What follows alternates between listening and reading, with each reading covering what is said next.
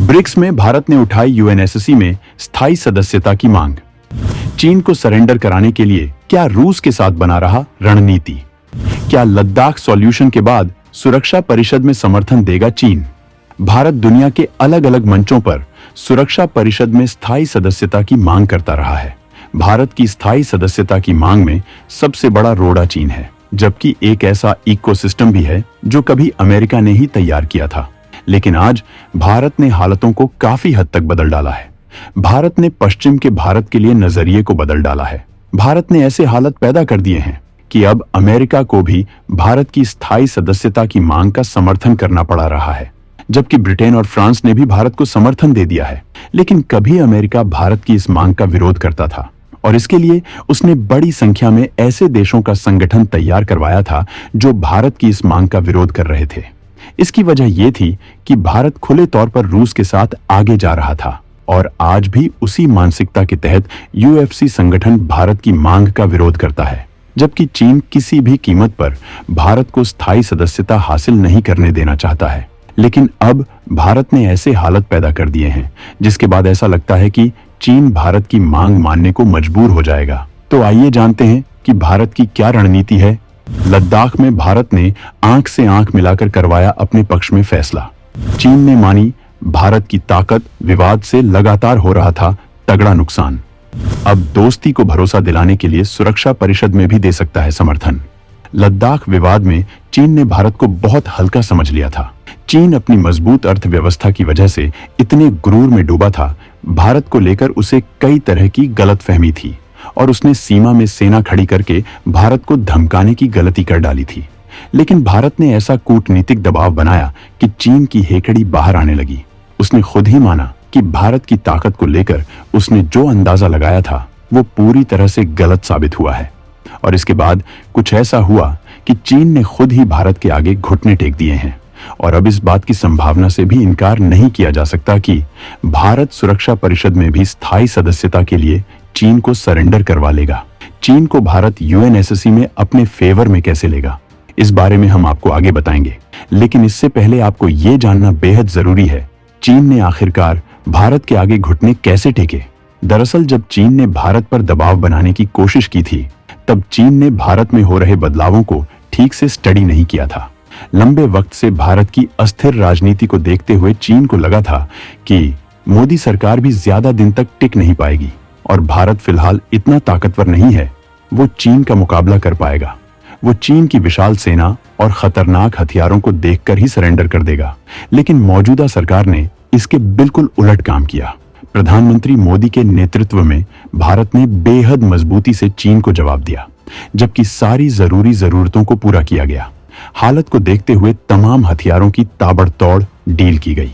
France से Rafale विमान लाए गए, जबकि स्वदेशी विमानों का प्रोडक्शन तेज किया गया। घातक परमाणु मिसाइलों का टेस्ट करके चीन को दहला दिया गया। प्रधानमंत्री मोदी ने अर्थव्यवस्था को अत्यंत सशक्त बनाया। भारत में युवाओं को स्किल्ड बनाने पर जोर दिया गया। मोबाइल मैन्युफैक्चरिंग से लेकर सेमीकंडक्टर के प्रोडक्शन में कदम बढ़ाए गए।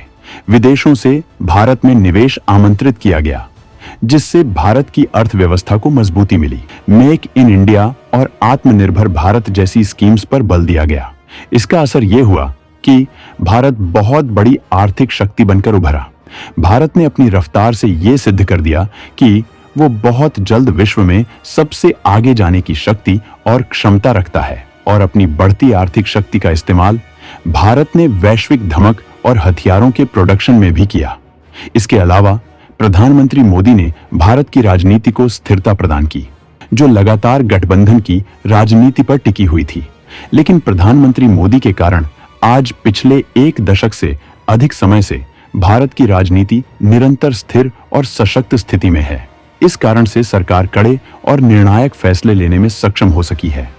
धारा 370 और श्री राम जन्मभूमि विवाद जैसे विषयों का सॉल्यूशन निकालकर सरकार ने भारत के विकास को रफ्तार दी है, जबकि आतंक की कमर तोड़ दी है। आज पाकिस्तानी संगठन कश्मीर के स्थानीय लोगों को अपने आतंकी संगठनों में भर्ती नहीं कर पा रहे हैं, जबकि भारत की सरकार ने अमेरिका और पश्चिम से भी नजदीकी बढ़ाई। चीन के खिलाफ दुनिया भर में रणनीति कायम की। आसियान से लेकर क्वाड में एक्टिव होकर चीन की घेराबंदी शुरू की। अमेरिका के साथ लगातार सैन्य अभ्यास किया और चीन के कई मामलों को लेकर अपना रुख भी बदल डाला। ताइवान से लेकर तिब्बत तक भारत ने रणनीति बनाना आरंभ किया। तिब्बत के क्षेत्र के कई नामों को बदलने का ऐतिहासिक फैसला लिया। तवांग में मजबूती बढ़ाई, उसे पूरे भारत से कनेक्ट किया, पर्यटक स्थल के रूप में प्रचारित किया, जबकि दलाई लामा के साथ मिलकर तिब्बत पर भी विचार करना शुरू किया। भारत के इन कदमों से चीन घबरा गया। चीन को यह बात समझ में आ गई कि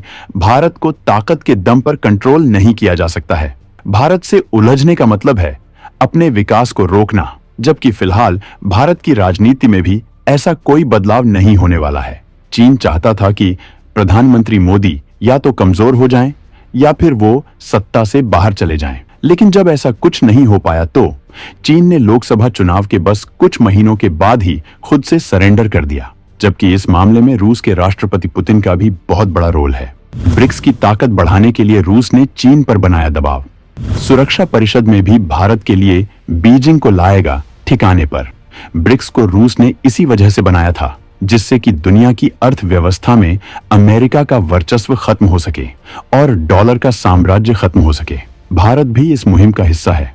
भारत ने कई देशों के साथ ऐसा समझौता किया है जिसमें वो अमेरिकी डॉलर नहीं बल्कि वो अपनी मुद्रा में ही व्यापार करते हैं, जिससे फायदा ये होता है कि आर्थिक व्यापार से डॉलर मजबूत होने के बजाय रुपया मजबूत होता है। ब्रिक्स देश अब एक साझा मुद्रा भी विकसित करने की तरफ जा रहे हैं। हालांकि अभी इस पर अंतिम फैसला नहीं हुआ है, जबकि भारत के यूपीआई जैसे विकल्पों को महत्व दिया जा रहा है। इस बार की ब्रिक्स मीटिंग में एक साझा करेंसी भी तैयार की गई थी जिसमें भारत के झंडे और ताजमहल को दिखाया गया था। हालांकि भारत की पहचान को ताजमहल के रूप में दर्शाने का भारत में विरोध भी हुआ, लेकिन रूस ने इस करेंसी के डिजाइन के लिए किसी से विचार साझा नहीं किए थे। ये बस एक फॉर्मेट था जिससे ये शुरुआत की गई कि अगर सबकी कोई साझा करेंसी बनती है तो वो किस तरह की हो सकती है। अगर ब्रिक्स ऐसा करने में कामयाब हो जाता है तो ये अमेरिका के लिए बहुत बड़ा झटका होगा, क्योंकि ब्रिक्स के इस कदम का सीधा असर अमेरिका की अर्थव्यवस्था पर पड़ेगा। अभी तक ब्रिक्स काफी मजबूती से काम कर रहा था, लेकिन यूक्रेन युद्ध शुरू होने के बाद से रूस ने इस पर बहुत ज्यादा ताकत लगाई है। इसे विशाल और मजबूत बनाया गया है।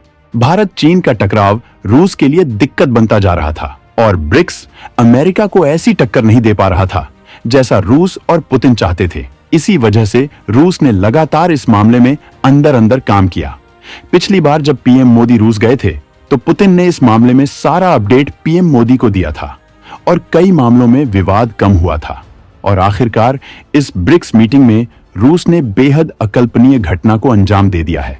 भारत और चीन आपस में सीमा विवाद सुलझाने पर राजी हो चुके हैं। चीन लद्दाख में गलवान हिंसा से पहले की स्थिति के लिए खुद ही राजी हो चुका है। इस फैसले से पश्चिम की हालत ऐसी है कि अमेरिका और ब्रिटेन को तो रातों में नींद भी नहीं आएगी, जबकि रूस पश्चिम को एक और झटका देने की तैयारी में है। दरअसल रूस पर यह आरोप लग रहा था कि वो भारत के लिए वैश्विक राजनीति में इस वक्त मदद नहीं कर पा रहा है, लेकिन अब रूस यूएनएससी में भी ब्रिक्स की ताकत का दमदार प्रदर्शन करने वाला है, जिसमें चीन खुद भारत को स्थायी सदस्यता का समर्थन देगा और न चाहते हुए भी फिर पश्चिम को भारत को वीटो देना ही पड़ेगा। ये पूरी दुनिया को रूस की ताकत का जबरदस्त प्रदर्शन होगा, जिसमें अमेरिका पूरी तरह से चित्त होने वाला है, जो भारत को फिलहाल इस वजह से समर्थन कर रहा है क्योंकि उसे यकीन है कि चीन इसके लिए कभी राजी नहीं होगा और भारत की मांग अटकी ही रहेगी। लेकिन रूस के दबाव में अमेरिका को पटकनी देने के लिए चीन जब इसका समर्थन करेगा तो अमेरिका के पास कोई बहाना नहीं बचेगा और भारत को वीटो मिल जाएगा। इसी वजह से विदेश मंत्री एस जयशंकर ने दमदारी से ब्रिक्स मीटिंग में सुरक्षा परिषद में स्थायी सदस्यता की मांग को मजबूती से उठाया है। तो दोस्तों, इस विश्लेषण पर आप क्या सोचते हैं? कमेंट में जरूर बताएं।